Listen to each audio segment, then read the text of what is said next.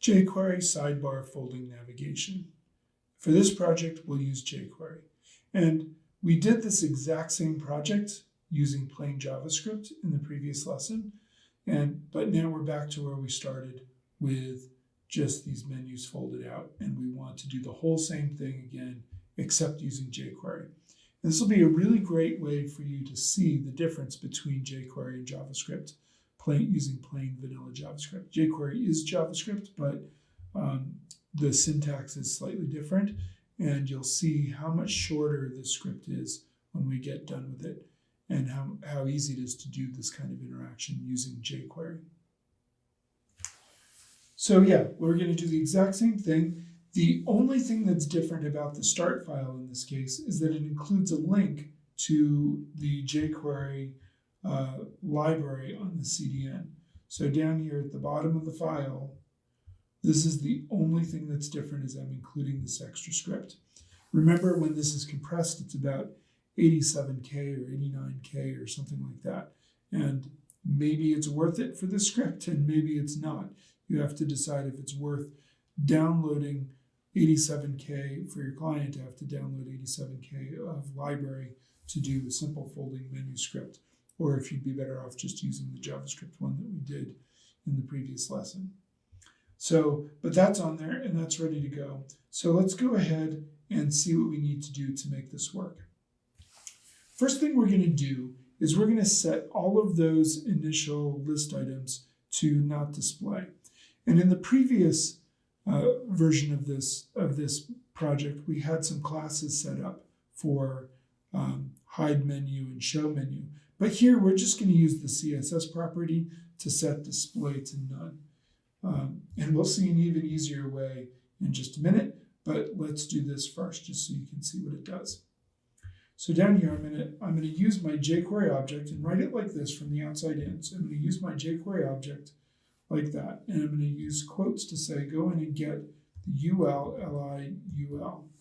So this is the unordered list that's inside the list item that's inside the unordered list. That's these list items that are inside these unordered list items that are inside this unordered list. And I'm going to just do .css display, comma, none. Oops, that goes in quotes, none. And you'll see when I do this over here, if I test the page, they all go away. And if I inspect this, you'll see they have display, style display none on them here. That's what that is doing. And that's great. That's working just fine in hiding the menus. Now, as it turns out, there's actually an easier way of doing that because jQuery has a bunch of helper functions built in. And one of them is hide. Since frequently we want to hide things on our page, they created a helper function called hide, which will just hide those elements. And so that's even easier than using the CSS method here. If I just put hide there and then come back and test it, you'll see the menus are hidden. And not only that, but if I inspect and look in there, you'll see it still just says display equals none, display none there. So this is actually doing the exact same thing that using the CSS method used, but instead we're using the hide method. And that's sort of a convenience function that jQuery has built in. And jQuery has a bunch of these built in for doing common tasks. And we'll see another one of these sort of convenient helper functions in just a minute. Okay, great. So we've got that going, and we're ready to start building in our click handler and doing all that kind of fun stuff. And we'll do that in the next video.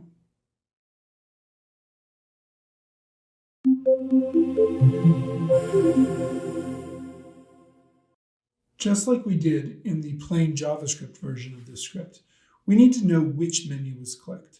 And so once again, we're going to use the this keyword in order to get the menu that was clicked. However, this time we're going to wrap it up inside of a jQuery object. So down here you can see we've got this, but it's inside of the jQuery object.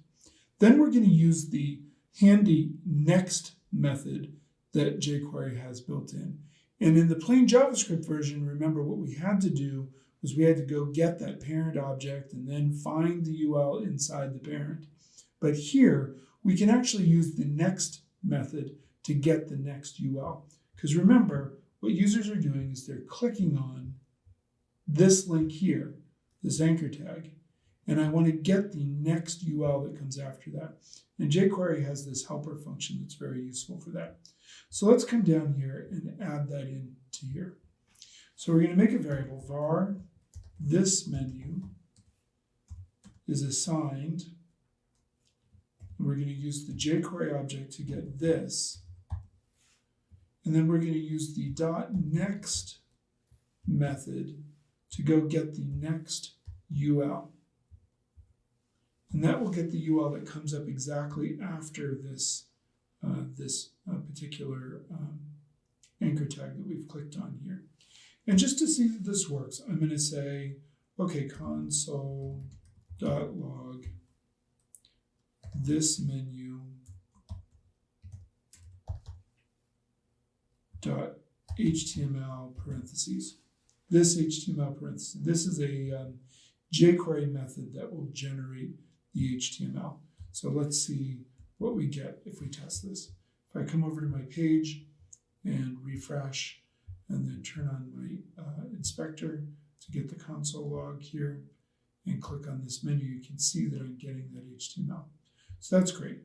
That's really cool, and that's working. So that's all working really well, and that's exactly what we want here. However, the next thing we need to do is check to see if the menu is showing or hidden or not. And we can do that with this sort of function here. We could say, if this menu is visible, and there's a method called is in jQuery that will allow us to check for something, like here, visible is a filter that will allow us to see if a particular element is visible, in which case then we could hide it, or we could show it. Now we could do this, and this works if you wanted to do it this way, and the is method is sometimes very helpful in jQuery. However, in this case, there is another helper function, a convenient helper function that will do the same thing in a nice, simple way. And that is toggle. This menu, toggle. That's really all we need to do, so that if it's showing, hide it. If it's hiding, show it. So let's go ahead and add that into our script over here. So instead of this line, I can just say this menu, toggle. Very helpful, convenient function in jQuery that you could use in lots of situations. And now you'll notice that we're back to where we were after numerous lines of code before in plain JavaScript, where we can open the menus and we can close the menus. Unfortunately, we can still open all the menus and close all the menus, which is not exactly what we want. But we're really close with just a couple lines of jQuery. And part of the reason why it's so short is that we don't need loops. We don't need to do the loops. We don't need to do the loops because jQuery works with groups of objects like this. And it's got these helper functions built in, so we don't have to write the if statement and do all of that. So that's super handy. So the last part of the script we really need to figure out is how to make it so that when I click on one menu, it closes all of the menus and then only opens the one that I clicked on. And we'll do that in the next video.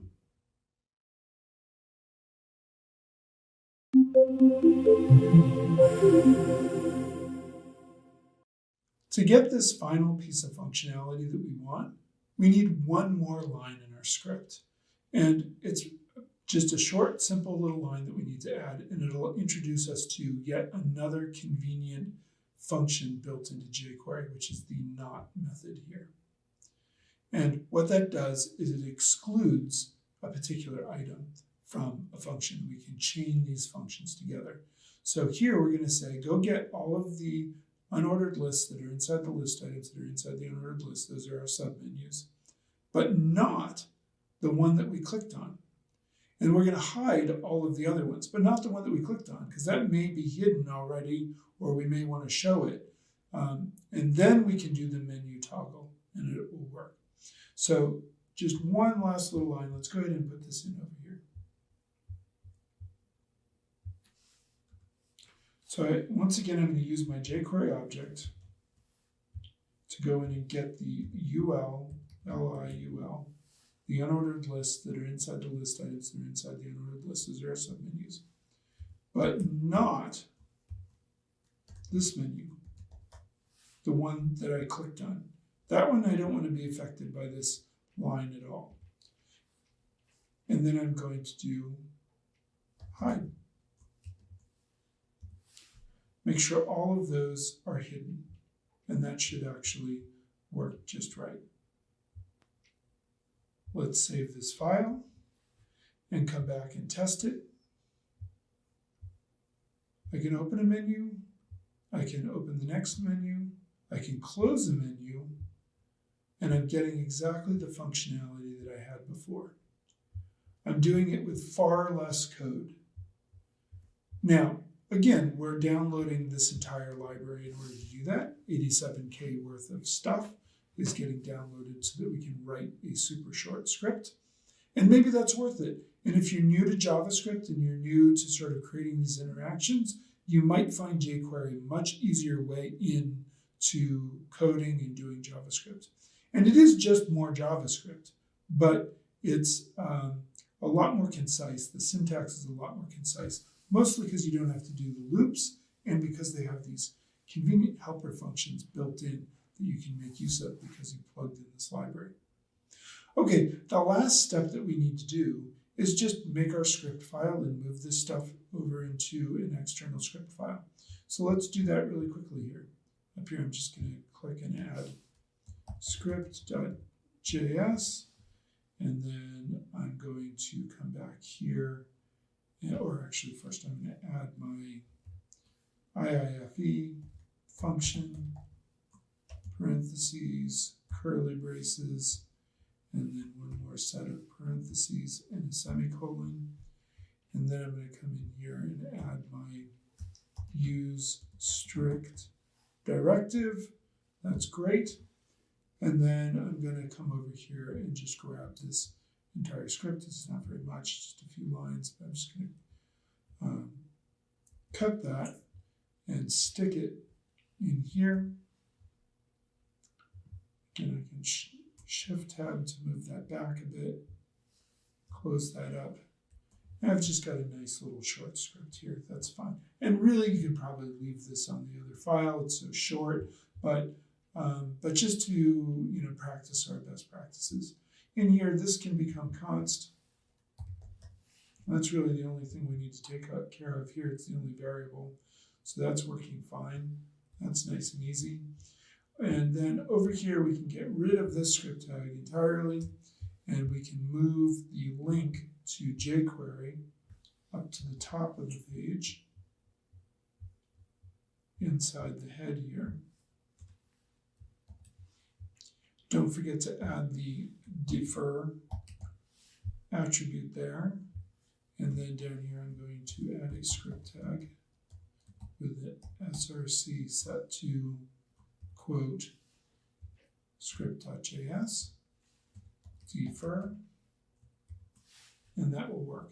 This file has to come after that file, even if we're putting them up at the head of the page using the defer attribute, because once again, we need to make sure that we're using these functions from this library here in the script, so it has to load first. But then we can just test this all out and make sure it all works. And it's working just fine. I can get to my menu items. It's not a very fancy page, but this is a really good example that shows you how to actually take a script and do the same thing that we did in plain JavaScript, but using jQuery and using some of the nifty jQuery helper functions such as hide, the click handler, the next method, the not method, the toggle method. all make it possible for us to write shorter scripts, along with the fact that you don't have to do loops. So that makes it much shorter. And hopefully you're pretty excited about this. I know I am.